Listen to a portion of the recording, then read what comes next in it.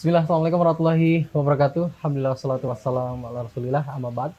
Alhamdulillah, salah satu kenikmatan yang perlu kita syukuri pada siang hari ini adalah berkumpul dengan orang-orang soleh. Masya Allah.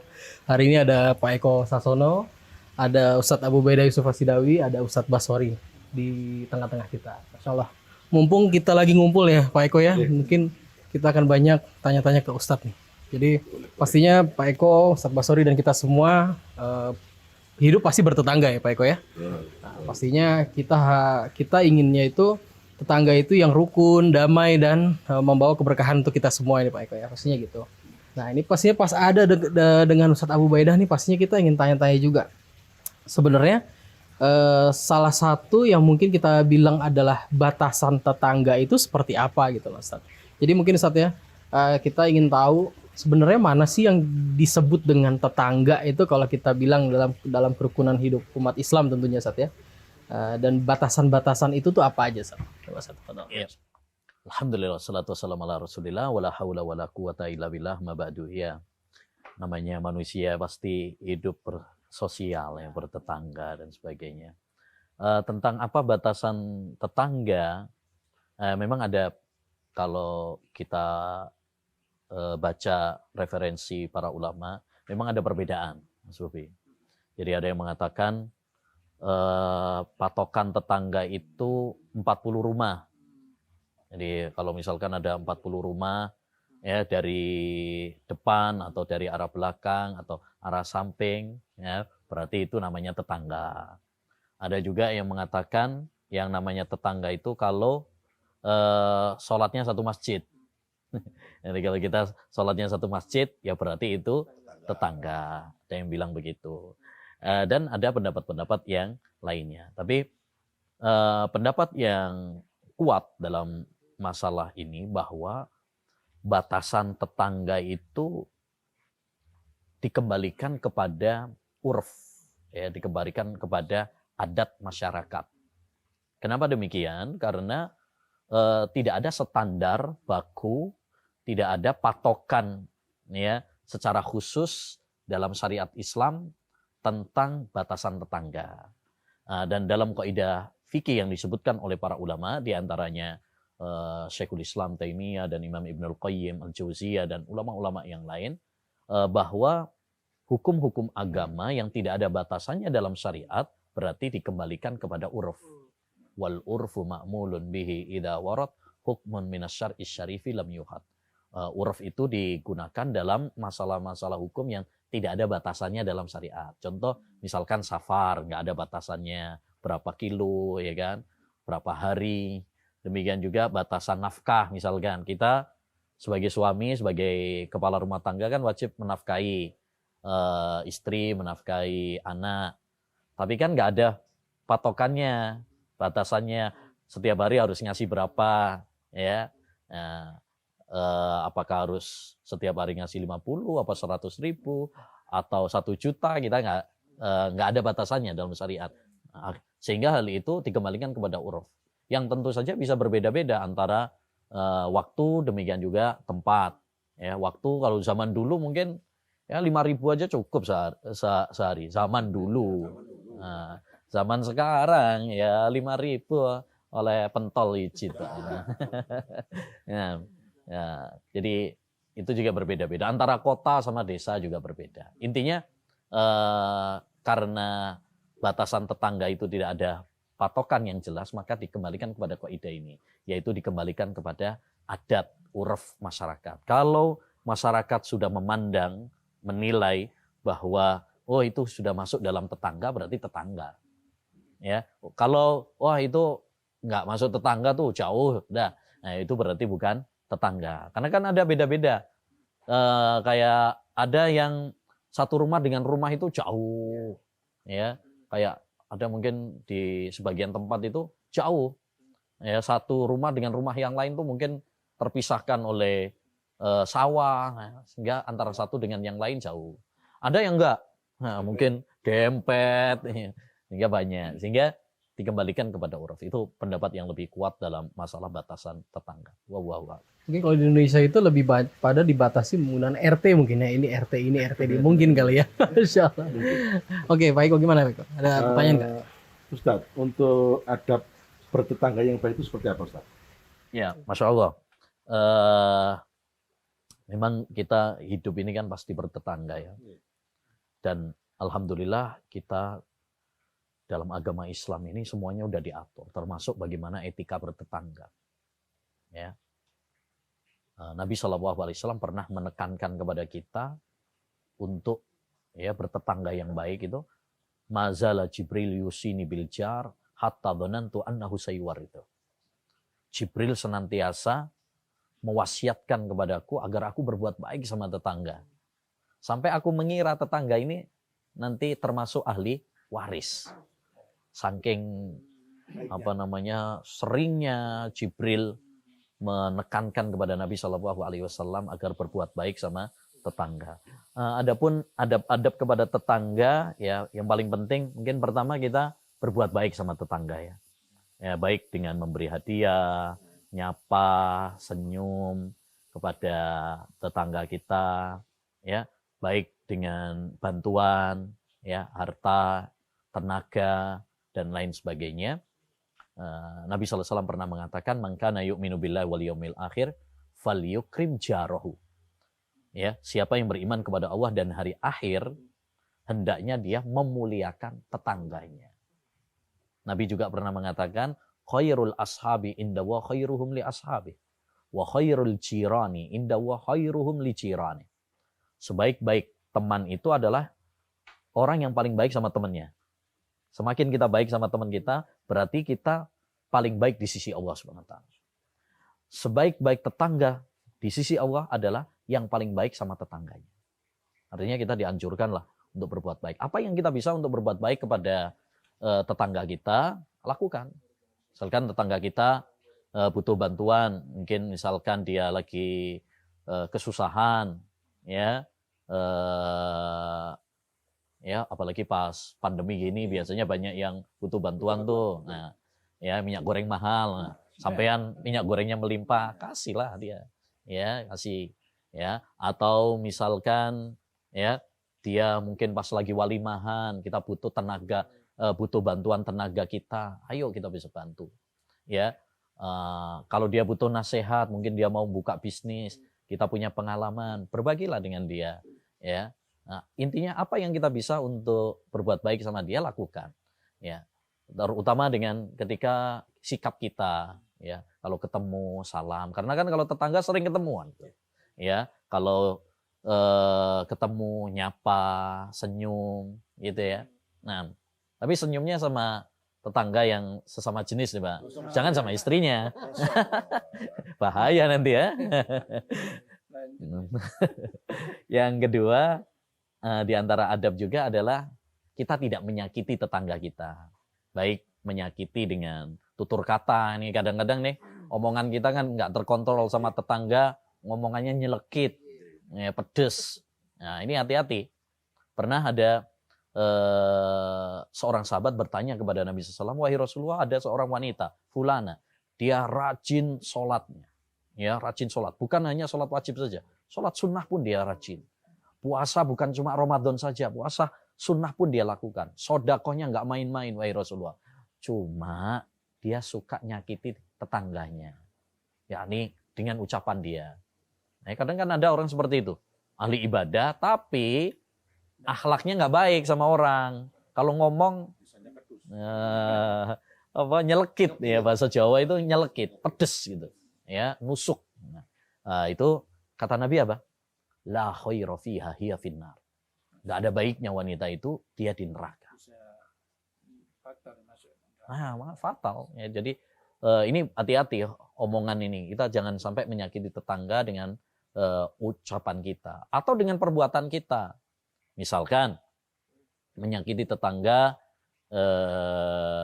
ngambil hartanya dia, maling, misalkan, ya kan? Nah, apalagi misalkan nih, ya, naudzubillah min dalik, misalkan sama tetangga, misalkan selingkuh sama istrinya. Nah, ya kan? Makanya Nabi SAW pernah ditanya tentang dosa apa yang paling besar. Salah satunya apa? Antuzania bihalilati jari. Kamu berzina dengan istri tetanggamu. Kita berzina dengan wanita siapapun itu haram, dosa besar. Tapi kalau berzina dengan istri tetangga, dosanya lebih besar. Kenapa? Satu, karena melakukan perzinaan. Yang kedua, menodai kemuliaan tetangga. Tetangga mestinya kita muliakan, oh malah kita. Nah ini. Ya. Walaupun ada istilah orang, rumput tetangga lebih hijau, ya, lebih menggoda. Ya. Tapi ya tadi kita jangan sampai malah menyakiti ucapan kita, perbuatan kita. Ya, hati-hati. Ya, Nabi SAW pernah mengatakan, wallahi la yu'min, wallahi la yu'min, wallahi la yu'min. Demi Allah tidak beriman, yakni tidak sempurna imannya. Yaitu siapa?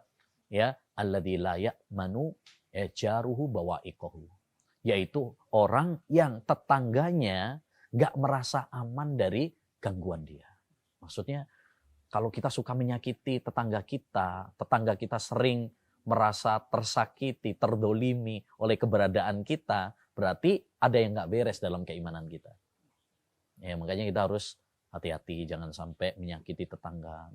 Kadang-kadang kan, ya namanya hubungan tetangga ya, kadang-kadang ada saja permasalahan. Gara-gara mungkin ayamnya masuk ke rumah, ya, terus nelek, misalkan, udah ribut, ya. Ada undang-undangnya.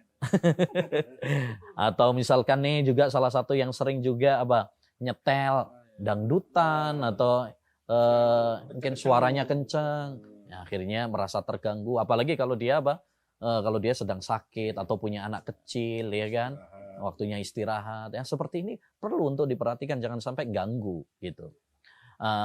Adab yang ketiga ini yang paling penting juga, yaitu kita harus sabar menghadapi ya tetangga, karena tetangga itu macam-macam, ya. Ada yang tetangga baik, ya, ada yang tetangga yang ya tidak seperti yang kita harapkan, ya, ada aja permasalahannya, suka menyakiti kita atau suka ganggu, ya seperti tadi, misalkan dia nyetel musik, atau mungkin jangankan musik, mungkin murotal lah atau acara apa yang bisa mengganggu kita, ya misalkan, atau termasuk juga parkir sembarangan, itu juga jadi permasalahan kan, ya, sering terjadi permasalahan, ya. Dia parkir depan rumahnya tetangga, misalkan. Dia mau ngeluarin sepeda motornya nggak bisa, merasa terganggu.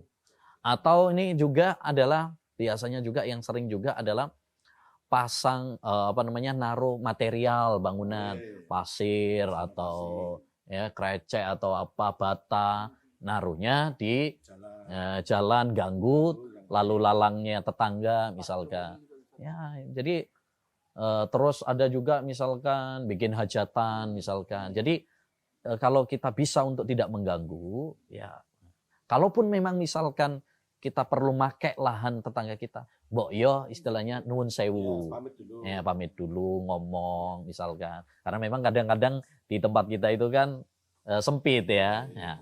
Kalaupun memang kita mau menggunakan lahan, ya adalah kesopanan, adab, ngomong dulu sama tetangga, sehingga gesekan-gesekan terjadi yang sering terjadi di antara tetangga itu bisa kita minimalisir gitu.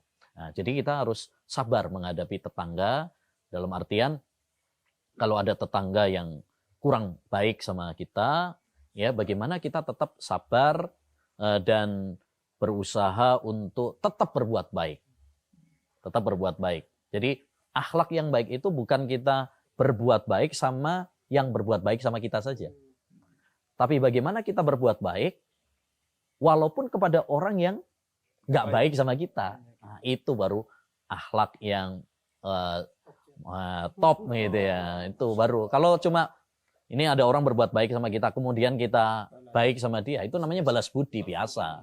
Ya, banyak orang bisa. Tapi yang spesial itu adalah kalau ada orang menyakiti kita, terus kita mampu berbuat baik sama dia. Nah, itu luar biasa. Pernah ada seorang ulama ya, dia disakiti, dihibai gitu ya, diomongin yang baik. Apa yang dia lakukan? Dia kirimkan apa? Hadiah untuk tetangganya tersebut. Sampai tetangganya heran. Saya ini sering menyakiti Anda, menghibai Anda, kok malah dikasih hadiah gitu. Kata dia, Anda telah berbuat baik kepada saya. Kok bisa? Ya, karena dengan hibah berarti mentransfer pahala kepada saya. Nah, ada lagi sebagian ulama pernah ditanya, ya juga, kenapa kamu nggak balas? Dia kan sudah berbuat jelek kepada kamu, menyakiti kamu. Kenapa kamu nggak membalasnya? Ya, jawabannya apa? Luar biasa jawabannya. Dia mengatakan, falima ta'allamna. Kalau kita membalas dia, terus apa faedahnya kita belajar ilmu agama? Maksudnya kita belajar ilmu agama itu harus ada perubahan gitu loh. Ya, ada perubahan, kita bisa mengerem emosi, kita bisa berbuat baik. Harus ada perubahan setelah ngaji. Jangan sampai setelah ngaji nggak ada perubahan. Terus apa bedanya kita sama orang awam? Gitu. Jadi harus ada yang berubah, ada kemajuan pada diri kita.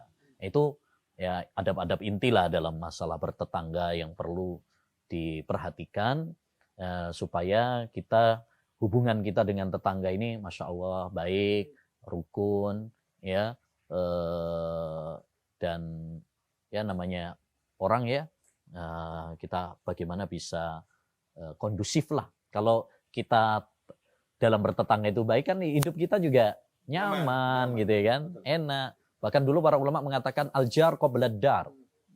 Ya, kalau kalian mau milih komunitas, lingkungan, ya pilih dulu tetangganya sebelum rumah. Cari tetangga yang baik dulu gitu. Ya, cari tetangga baik dulu. Kalau kita kan kadang-kadang enggak, pokoknya cari rumah, wah ini sudah strategis, enggak. Kalau dulu para ulama cari tetangga dulu. Tetangga dulu. Kalau tetangganya baik, kalau ada apa-apa kan tetangga yang.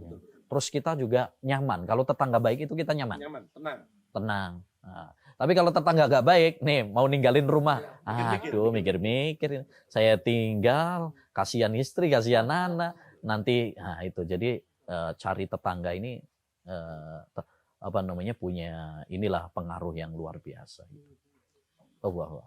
Jadi artinya bertetangga itu salah satu peluang ladang ibadah ya Ustaz ya. Betul. Ya, kalau kita tadi mengamalkan adab-adab Islam dalam bertetangga, nah itu bisa menjadi peluang pahala, bisa menjadi ibadah kita, ya, yang akan kita petik nanti hasilnya di akhir.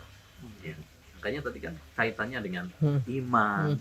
Jadi akhlak yang baik atau iman bukan hanya ibadah sholat, puasa saja. Enggak. Kita bertetangga dengan baik itu juga termasuk bagian dari ibadah, itu juga termasuk amal soleh gitu. Jangan kira bahwa ibadah itu cuma sholat, puasa gitu saja, enggak. Akhlak yang baik, kita bertetangga baik, itu juga termasuk amal ibadah. Jadi kalau misalkan di situ ada tangga ada yang kurang baik saja. Yeah. Terus kita mau, kalau gitu saya mau mencil aja, cari tempat yang terpencil itu. Pindah tempat. Gimana itu? Nabi SAW pernah mengatakan ya, orang yang alladzi yukhalitun nas wa yasbir ala adahum, dia bergaul dengan orang dan kemudian sabar ya terhadap perilaku orang kepada dia, itu lebih baik daripada orang yang nggak bergaul dengan orang.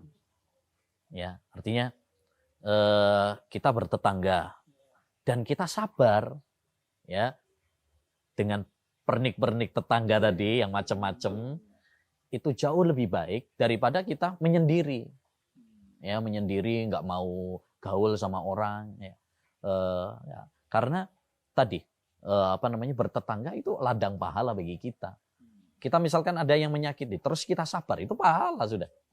Kita berpahala. Jadi kita bertetangga menunjukkan akhlak yang mulia. Kalau memang ada kesalahpahaman dan sebagainya, kita sabar, itu jauh lebih baik. Ya, makanya mari kita praktekkan tadi nilai-nilai Islam, adab-adab Islam ya dalam bertetangga. Kalaupun misalkan ada kesalahpahaman, ada ketidakberesan dalam bertetangga, Ayo kita selesaikan. Karena kita ini nggak mungkin, Mbak. Misalkan sampean mau menyendiri di tempat yang jauh, itu justru malah apa namanya ya malah jadi masalah ya. Namanya orang kan namanya orang ya butuh, kita butuh dalam bertentang, butuh nggak mungkin semedi sendiri. Pernah ada seorang ulama ya ditanya, saya pengen mencari tetangga yang nggak pernah ribahin saya, nggak pernah menyakiti saya. Ya, apa jawabannya? Ya, cari ke kuburan. Cari ke kuburan. Iya, ya, itu mereka pasti nggak pernah melakukan ghibah, nggak pernah menyakiti. Ya. Tapi intinya ya namanya orang ya pasti ada lah, kita pasti ada. Tinggal bagaimana kita memiliki seni dalam berinteraksi, dalam menghadapi. Hidup ini adalah ujian. Kemanapun kita berpijak, pasti akan ada ujian itu. Bukan berarti sampean misalkan ke hutan terus nggak ada ujian, nggak ada. Ya. Boleh lari dengan masalah. Pasti ada, maksudnya walaupun kita berada dimanapun, ya, misalkan ya tetap ada. Lagian juga kalau kita tinggal menyendiri itu, apa kita kuat, apa kita bisa? Namanya orang butuh jual beli, butuh muamalah itu pasti lah, ya pasti. Ya, sehingga tidak mungkin orang kemudian menyendiri sendiri itu malah memadorotkan dirinya sendiri. Bisa-bisa malah depresi, sunyi sendiri, stres nanti malahan gitu. Ya, Allahu a'lam. Ada lagi Ustaz, semisal kita punya tetangga, namanya kita bermasyarakat, pasti kita kadang-kadang beberapa tetangga juga bukan sama Muslim, ada yang non Muslim. Betul. Sikap yang baik kita terhadap mereka seperti apa, Ustaz? Ya. Betul. Jadi tetangga itu kan macam-macam. Ada tetangga Muslim, kemudian kerabat, maka ini memiliki 3 hak. Hak sebagai tetangga, hak sebagai Muslim, ya, dan hak sebagai kerabat. Kan sering tuh kerabat kita misalkan bikin rumah ya nggak jauh dari kita, biasanya gitu. Nah, maka di sini dia memiliki 3 hak. Hak sebagai seorang Muslim, hak sebagai kerabat, hak sebagai tetangga. Nah, ada yang tetangga itu dia adalah Muslim, ya, tapi dia tidak kerabat kita, ya, orang jauh, nggak ada hubungan kerabat. Itu ada. Berarti dia memiliki 2 hak.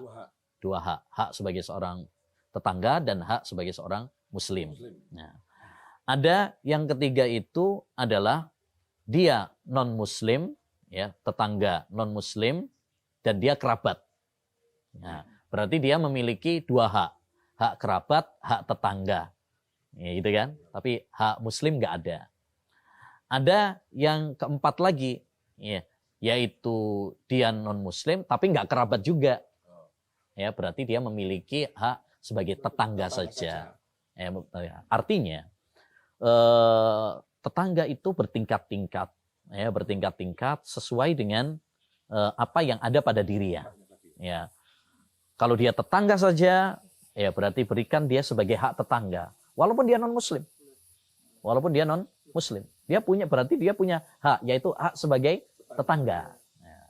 Semakin banyak kriteria yang ada pada dirinya, berarti semakin banyak pula hak yang harus kita berikan kepada dia. Misalkan dia Muslim, dia kerabat, ya, dia tetangga. Berarti ya kita harus memberikan 3-tiganya. Hak sebagai seorang Muslim, hak sebagai tetangga, hak sebagai kerabat. Berarti istilahnya lebih spesial lah gitu. Kalau dia Muslim, ya, tapi dia tidak kerabat, ya berarti dia memiliki 2 hak tadi. Kalau dia misalkan tadi non-Muslim, tapi dia tetangga, ya berarti dia tetap punya hak. Hak sebagai tetangga. Hak sebagai tetangga. Ya. Artinya apa? Kita tetap dianjurkan berbuat baik sama dia. Ya. Islam tuh nggak melarang kita untuk berbuat baik kepada tetangga. La yanhakum 'anil ladzina lam yuqatilukum fid din wa lam yukhrijukum min diyarikum an tabarruhum wa tuhsinu ilaihim. Innallaha yuhibbul muqsitin. Allah itu nggak melarang kepada kalian untuk berbuat baik kepada orang-orang kafir yang tidak memerangi kalian. Ya, Allah nggak melarang kalian berbuat baik kepada mereka, ya, berbuat adil kepada mereka. Allah bahkan mencintai orang-orang yang berbuat adil dan berbuat baik.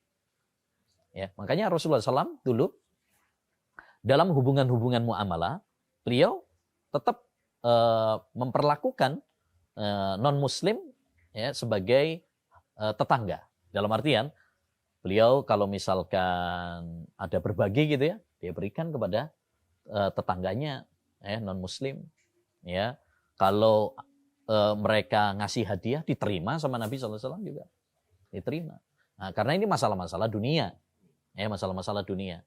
Nah, hanya kalau dia non-Muslim berarti kalau masalah-masalah akidah jangan dicampur adukkan. Misalkan sampean punya non-Muslim, punya tetangga non-Muslim, terus diajak mungkin Natalan atau ya berarti ya kita mengatakan sama dia lakum dinukum waliyadin. Bagi kalian agama kalian, bagi kami agama kalian. Ya. Kalau masalah akidah, agama, kita harus tegas.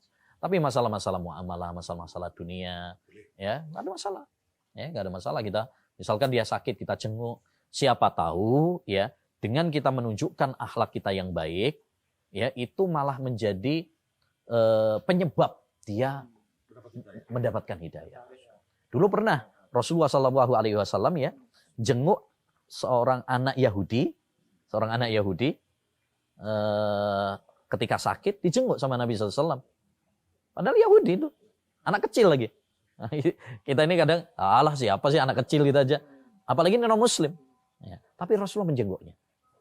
Kemudian Rasulullah mengajaknya dia masuk Islam. Lalu dia masuk Islam. Ya, kemudian setelah masuk Islam Rasulullah SAW mengatakan apa? Alhamdulillah alladzi anqadhahu minan nar. Segala puji bagi Allah yang menyelamatkan dia dari neraka. Masya Allah. Jadi artinya apa? Dengan kita menunjukkan akhlak yang mulia, itu juga salah satu sentuhan dakwah yang tidak boleh kita remehkan.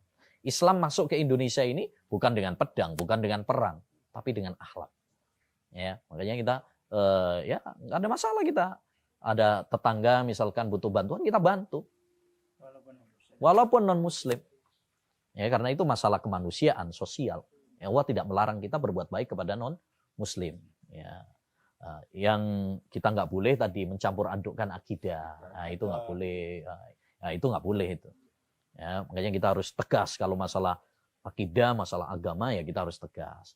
Tapi masalah-masalah dunia, muamalah, nggak apa-apa. Rasulullah jual beli, walaupun bahkan Rasulullah ketika meninggal dunia, baju besi beliau digadekan kepada orang Yahudi. Ya, nah itu menunjukkan boleh. Nah, wallahu a'lam. Cukup ya, Pak Eko? Barakallahu fikum Ustaz. Jazakallahu atas nasihatnya. Baik pemirsa, kita nantikan lagi serial Adab bersama Al-Ustaz Yusuf Asidawi di adab-adab berikutnya. Kita tutup dengan doa kafaratul majelis. Subhanakallahumma wa bihamdika, asyhadu an la ilaha illa anta, astaghfiruka wa atubu ilaik. Assalamualaikum warahmatullahi wabarakatuh.